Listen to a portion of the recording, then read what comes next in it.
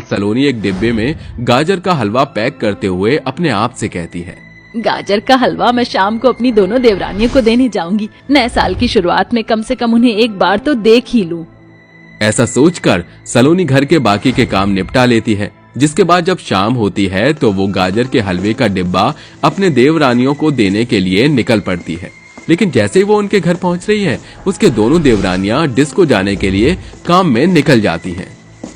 अरे आज दोनों अकेले ही डिस्को जा रही हैं। इनके साथ राघव और रिंकू तो है ही नहीं। सलोनी वहां से जाने लगती है। वहीं दूसरी तरफ प्रियंका और सिमरन दोनों डिस्को में पहुंच जाती हैं।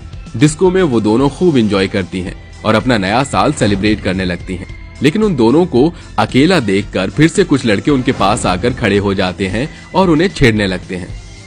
अरे क्या बात है, बिल्कुल छम्मक छल्लो लग रही हो। अकेले अकेले क्यों नाच रही हो? चलो हमारे साथ नाचो। प्रियंका काली के मुंह पर एक जोरदार तमाचा मारती है। तुम्हें क्या लगा कि तुम हमारे साथ बदतमीजी करोगे और हम तुम्हें ऐसे ही छोड़ देंगे? तेरी इतनी हिम्मत कि तू हमें तमाचा मारेगी। आनंद और काली दोनों मिलकर प्रियंका और सिमरन को जबरदस्ती पकड़ लेते हैं और उनके साथ बदतमीजी करने लगते हैं।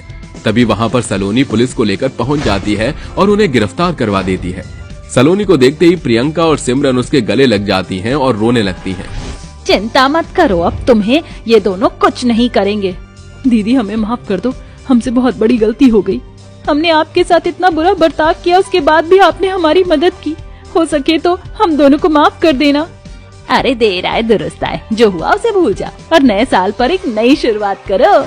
सलोनी सिमरन और प्रियंका को वापस घर ले आती है। जिसके बाद सलोनी और सिमरन रात को रिंकू और राघव के आने के बाद सलोनी के साथ अपने नए साल को अच्छे से मनाती हैं और उस दिन के बाद से वो सभी एक साथ खुशी खुशी एक ही घर में रहते